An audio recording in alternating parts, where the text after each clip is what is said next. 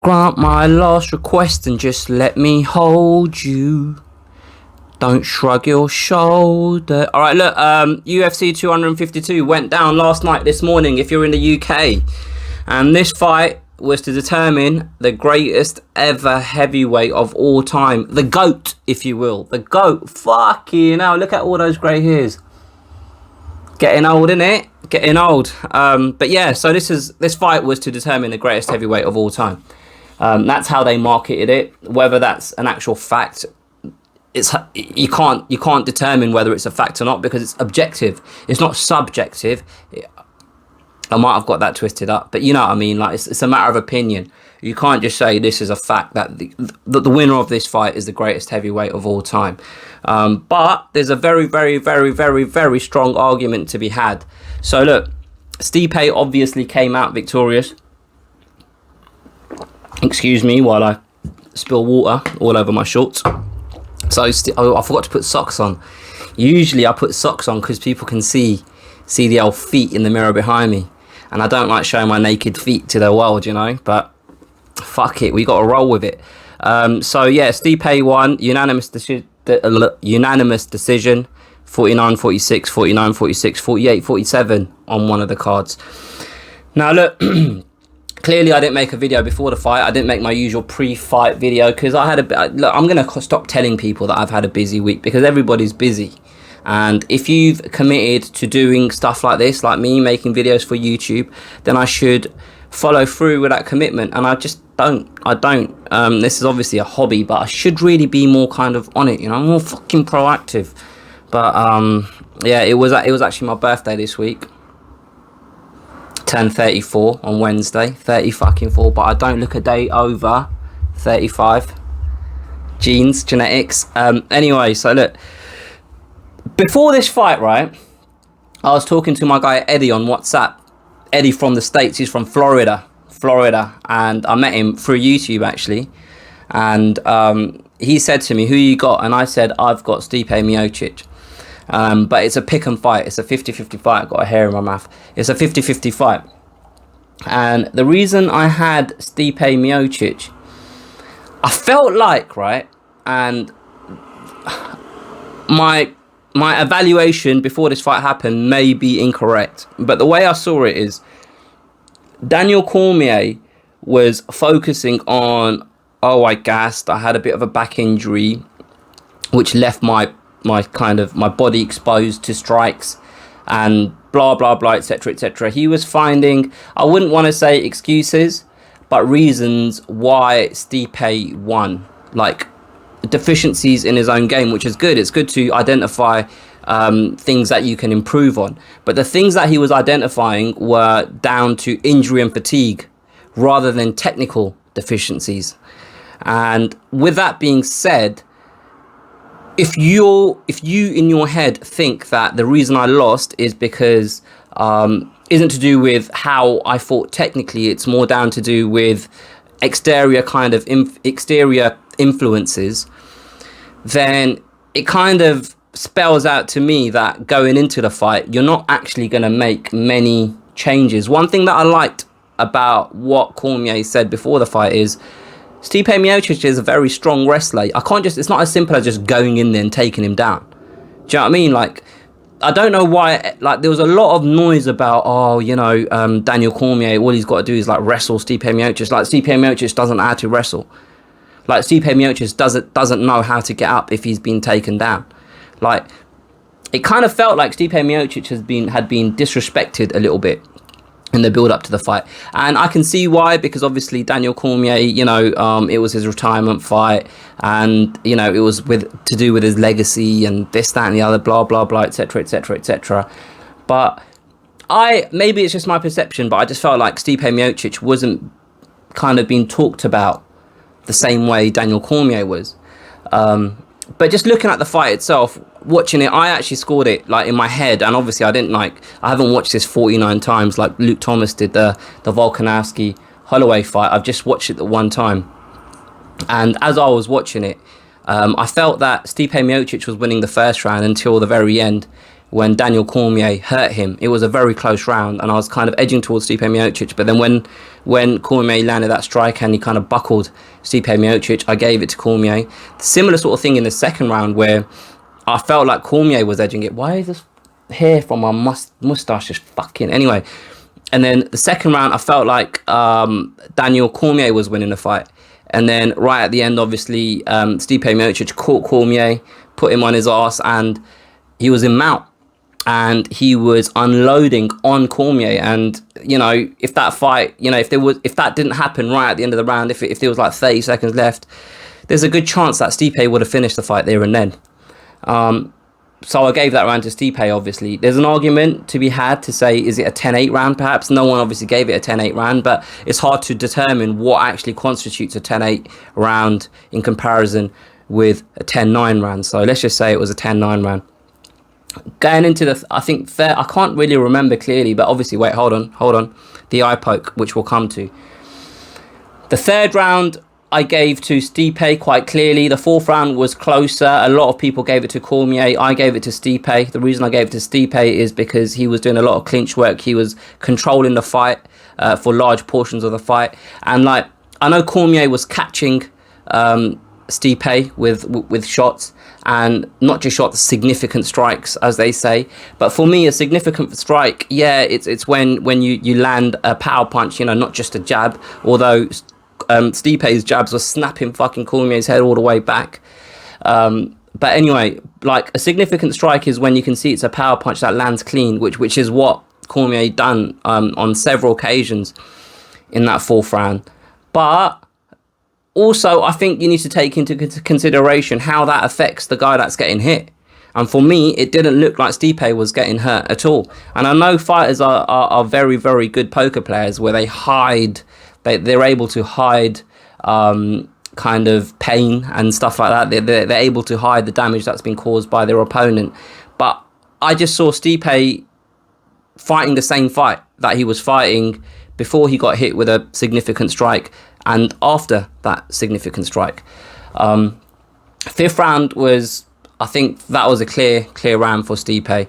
The eye poke, obviously, in the second round before Daniel Cormier got put on his ass was this.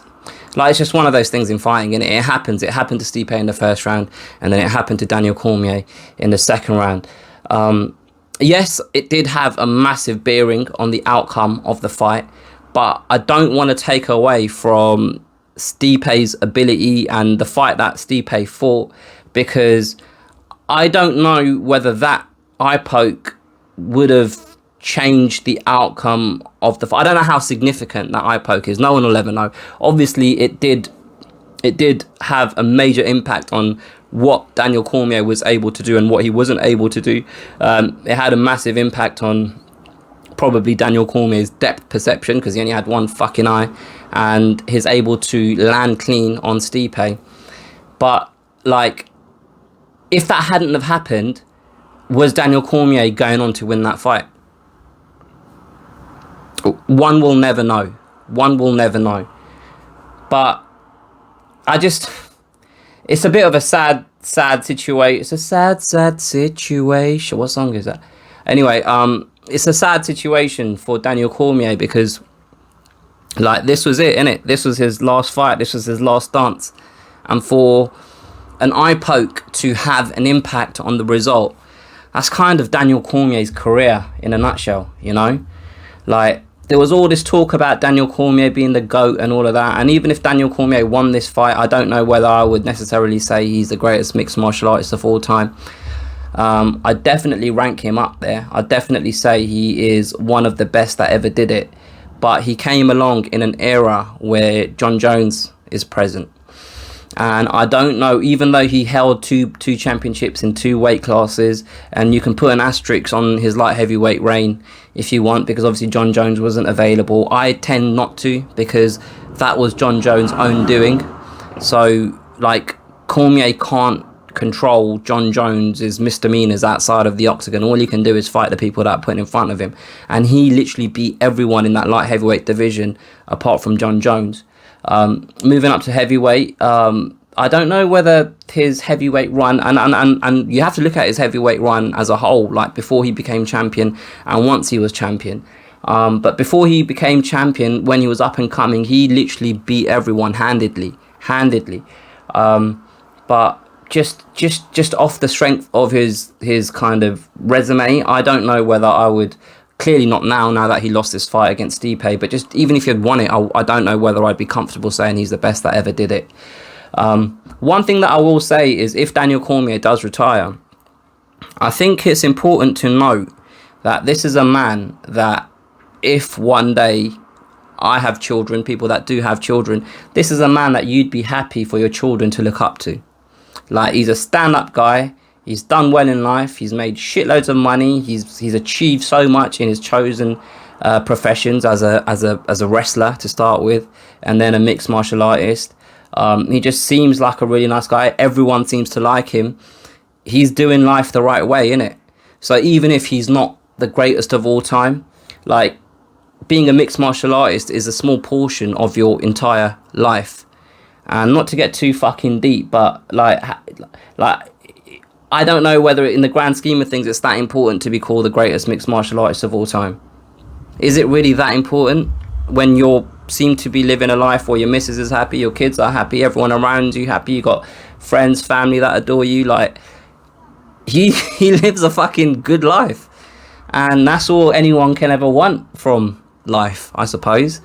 And like, he's going to be present as a commentator, as an analyst for years to come.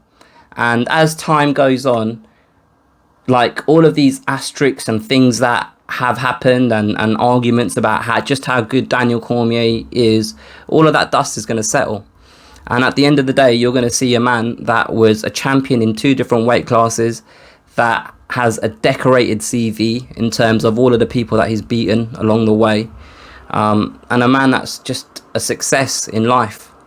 And I don't know about you, but I think achieving that far outweighs strangers calling you the greatest mixed martial artist of all time.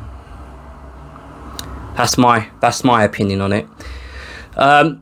Obviously, as the fight happened, I don't know whether it was during the fight or after the fight, Jon Jones started piping up on Twitter, put up or shut up, either you're going to fight or you're not. And I understand that there's, an argument with the powers that be about how much you deserve, or you think you deserve to be paid, etc., etc. But the fact, I think it's going to rain. The fact of the matter is, like, it feels like a very calculated move on the part of Jon Jones. Like, I feel like he sees that. How can I say this? Stipe Miocic is 38 years old, right? And I don't know. I just feel like rather than a man stepping up into the next weight division to see just how good he is, or to strive for greatness, it feels like he sees gaps and he sees things that he can exploit in different fighters in the heavyweight division, which is why he now is choosing to kind of step up. Does that make sense? Like, it's not so much let me test myself. It's more like, oh, I think you know what? I think I can beat him. I think I can beat him because of this. I can beat him because of that. I can actually become a heavyweight champion of the world. Do you know what I mean? It's more calculated, and there's nothing wrong with that. There's nothing wrong with managing your career, but it just feels a little bit contrived from my point of view. All of that stuff aside, let's focus on Stipe a little bit, because hopefully he starts getting the respect he deserves. Like, me personally, right, let me just look at his actual kind of his fight record, because I feel like Stipe kind of doesn't necessarily get the respect he deserves because of he came into the UFC with 6 fights on his record, and he's grown as a heavyweight in the UFC. Do you know what I mean? So on his way, he lost to Stefan Struve, and then he had that epic fight with Junior Dos Santos. And kind of, me personally, and I don't know whether this goes for anybody else, but when he fought Fabricio Verdum, I didn't give him a chance in hell. I didn't think he was going to win. And obviously he beat Verdum in the first round, and you know, was that win kind of not the whole win, but was elements of that win attributed to the fact that Verdum was kind of fucking around, do you know what I mean, being overconfident, being a bit cocky. But as his career progressed, I just feel like every time he fought someone, it was like, oh, this is going to be a big test. I think the only time when, like, after the Overeem fight, and because Overeem was on a bit of a tear as well at that point, the first fight where I thought he's going to win is the Junior Dos Santos fight. And that was a fight for me where he turned a corner because he annihilated him. And if you compare that win in 2017 against the loss against him back in, 2014, you saw two completely different fighters. And at that point for me, he came into his element, he came into his own, and he showed just how good he is as a heavyweight. But I just don't like, even like the next fight against Francis Ngannou, a lot of people were like, I don't think he was a favourite going into that fight. So I suppose the point I'm trying to make is, hopefully now he gets the deserve that he gets the respect that he deserves, because he's earned it. He's earned it, man. He's been at it in the UFC since, I'll tell you when, I've got it right in front of me. He's been at it in the UFC since 2011. Do you know what I mean? Like, that's nearly 10 years. Quick maths. But I'm a fan of Stipe Miocic. I like him, and I'm happy for him that he's won, and I'm happy that it's a clear, concise victory, even though there's an asterisk with the eye poke and stuff like that. But I just think that Stipe deserves more respect than he actually gets. Now, moving on to the co-main event, Marlon Chicho Vera against Sugar Sean O'Malley. Now, this fight, there's not really much to say about this fight. The only thing that I will say is, I don't know how Sean got that injury that he did. Clearly he was injured, but it's, according to Chicho Vera, he checked a kick, which is what caused the injury. I don't know. Again, like Luke Thomas did, I haven't watched this back 49 times. I don't know when this injury occurred. Clearly he was hurt. Clearly he was largely immobile after that injury happened. But the way Vera finished the fight was quite emphatic. There's an argument to be had, and I don't want to pile on Herb Dean. There's an argument to be had. Did he pull Vera off a little bit early? But then, like I said this in the previous video, it's such a fine line. It's such a fine margin between being too early and too late. And I'd always err on the side of being too early. And the fact that Sugar Sean's leg was fucked, like, I remember, like, when I was watching the fight, I remember thinking, right, as soon as this round ends, if I'm Sugar Sean's trainer, I'd be stopping the fight, because what's the point? What are you trying to prove? But obviously the trainer didn't have to make that decision, and Herb Dean stopped the fight. Now, before the injury itself, I felt like Sugar Sean was dominating the fight. I felt like he was maintaining distance well. He wasn't letting Vera come in striking range. He was keeping Vera on the end of kicks, and then he was throwing the odd punch over the top, etc. Sugar Sean was fighting a very clean, very intelligent fight. Sugar Sean O'Malley is a very, very, very good fighter. Look, I'm not a huge fan of Sugar Sean, the Sugar Sean show outside of the octagon, and maybe that's got something to do with my age, because his sense of humour and the stuff that they talk about. I tried watching his podcast a little while back, and the kind of conversations that they were having, they were talking about like Twitch and playing computer games and stuff, and I don't play a computer, so it just wasn't for me. And I'm not going to sit here and say there's something like, oh, you know, I don't like him. I know he's just very young compared to me, so just not my cup of tea, I suppose. But like, if he hasn't already, he should have your respect as a mixed martial arts fan, because he is a very, very accomplished fighter. And for me, depending on how long this injury takes to heal, and it takes Sugar Sean O'Malley to come back, this fight needs to be run back, because the circumstances in which Marlon Vera won this fight, it's inconclusive. Do you know what I mean? It's inconclusive. You can't say that Vera is a better fighter because of the injury. Now look, even if the injury was caused by Vera checking a kick, even if that's the case, then you have to give Vera full credit for winning this fight. But at the same time, it's kind of like a freak injury. Do you know what I mean? It's kind of like a freak occurrence in a fight. You don't see this happen often at all. So I think Sugar Sean O'Malley deserves a rematch against Marlon Vera. And I don't really even know. I don't even know if there's footage out there that will determine exactly when this injury happened. Like, I don't know. The next thing that I want to talk about is, I always mess his name up, Jairzinho Rozenstruik against Junior Dos Santos. You know what I was thinking about when I was watching this fight? Like, it wasn't so long ago that Junior Dos Santos, like, was the man. Maybe it was long ago, and maybe I'm just kind of misremembering things, but Junior Dos Santos was the champion. Do you know what I mean? Like, he was up there. He was the guy. And in my head, it was like, if Cain Velasquez, similar to how Jon Jones and Daniel Cormier were in the light heavyweight division, like, if Velasquez wasn't here at this point, Junior Dos Santos would be a dominant champion. And we've just seen him over the years. Kind of, it's weird because, like, he's been taking loss after loss of late, right? But I can't see, like, and obviously I'm not no technician, but I can't see how his skills have deteriorated to the level where people are able to beat him so conclusively. Do you know what I mean? I can't sit here and say, oh yeah, he's gone slower, or yeah, he just, you know, injuries have worn on him and he just can't move the way he used to.